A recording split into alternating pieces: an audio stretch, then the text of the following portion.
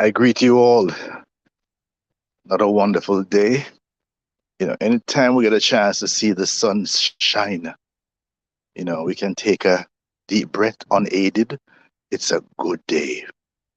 In fact, it's a great day. I want to talk to you about emotion contagion. Two words that together are very important: emotion contagion. Now, first of all, let's remind you that human beings are much more emotional than we are logical. Emotions power a lot of what we do and help us to, short circuit, understand things. It's almost instantaneous. So you can respond immediately to emotional signal, positive or negative. But whereas logic requires a lot more processing. Hmm? In psychology, there are really two theories. One that says that we run because we are afraid, or the one says we are afraid because we run. Hmm? We're afraid because we run. Your body responds, and then the mind catches, oh, you're running? That means you're afraid, huh? No, we are at a very interesting juncture globally in terms of the virus, the coronavirus. And if you notice that the news is dominated by various groups responding against vaccine mandates or even masks. Uh, Major protests at the border between the US and Canada with the truckers. A lot of states in the United States have been uh, passing edicts, banning mandates, banning masks, and so on in schools, in workplace, in public space of gathering, all of these things. Um, we need to process this. Huh?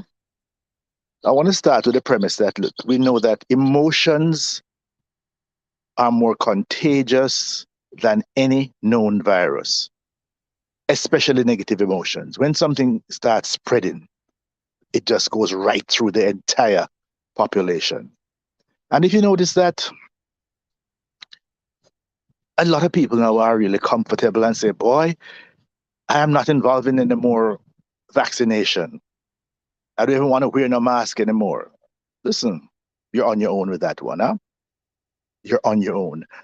I just felt compelled to just share some information just to make sure that, you really, you have free choice, you have free will.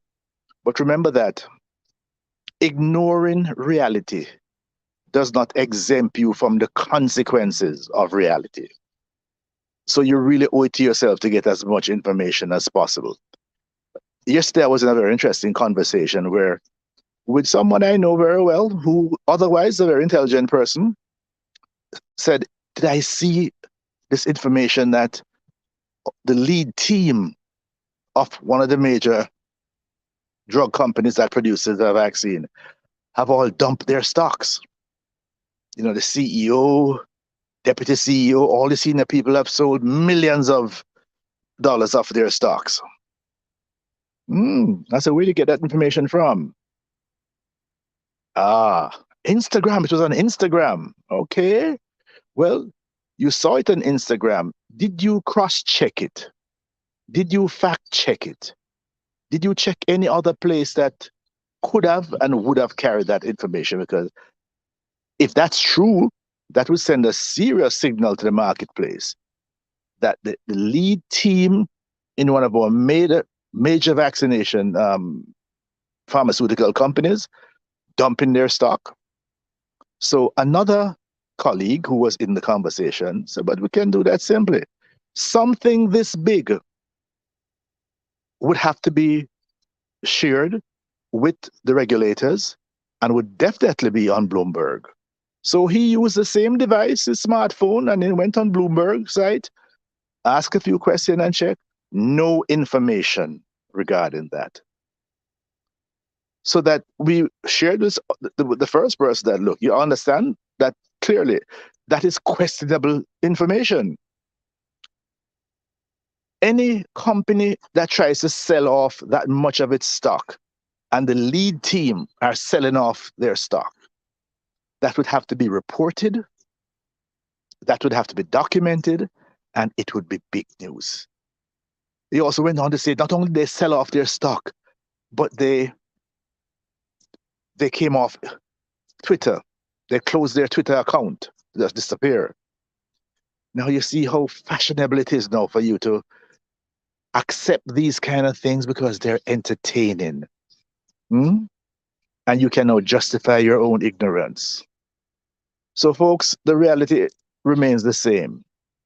Ignoring reality does not exempt you from the consequences of reality. It is clear to me that the coronavirus is very obedient. It obeys the laws of nature, as manifested in the laws of physics. That's how particles circulate, the laws of biology, the laws of chemistry, not the dictates of politicians, not the wishful thinking of vax resistors. Now, I always like to start by just declaring my own hand. Okay? My position going forward is still the same. I accept and I follow the science. Also, I wear my mask in any public gathering because I have no control of the people around me. I am convinced that the evidence that a properly fitted and properly worn mask is excellent protection. So, look, we owe it to ourselves. I do that because whatever the consequences, remember that we are all in the same storm, but definitely not the same boat. Some of the persons who are presenting certain positions, they have a vested interest for presenting it. You have a responsibility to make sure you can live with the choices that you make. I am comfortable with my choices. Once I'm in public, I wear my N95 mask. When I'm on public transportation, like I'm on a plane, I'm definitely, sometimes I wear two masks, sanitize my hands regularly, be very conscious about touching my face. Because I'm really concerned that some people are going to have some surprises as we go through this particular cycle.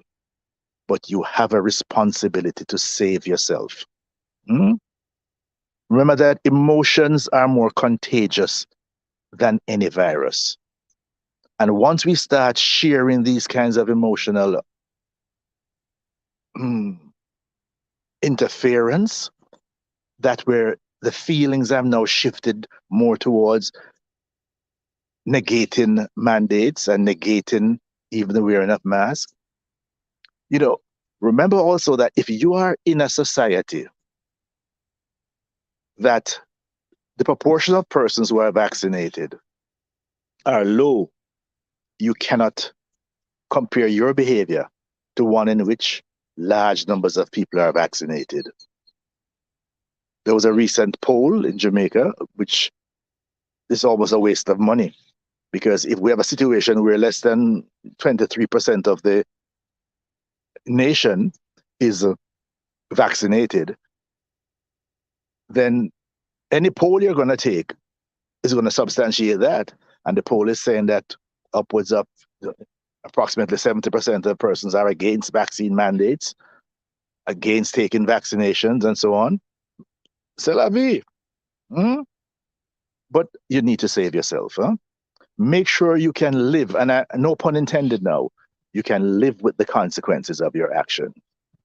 Get as much information as possible. And I, for one, I am not going to any mass gathering. When I watched the Super Bowl last night and I saw the thousands of people and very few, if any, wearing masks, and they get caught up in the exuberance and so on, chances are many of them were vaccinated. But chances are many of them were not, but just caught up in the emotions of the moment. you owe it to yourself. Get as much information as you possibly can, and not just from Instagram, not just from social media in general, but look, anything you hear, double check it. I share information with you, double check it. Hmm? Cross check it. Try to verify it, because we have one life to live. Let's see if we can do so more carefully, especially on a day like today. We're talking about love. The people you love, make sure they're safe. Make sure you are safe for the people you love. We need to do this. Have a wonderful day.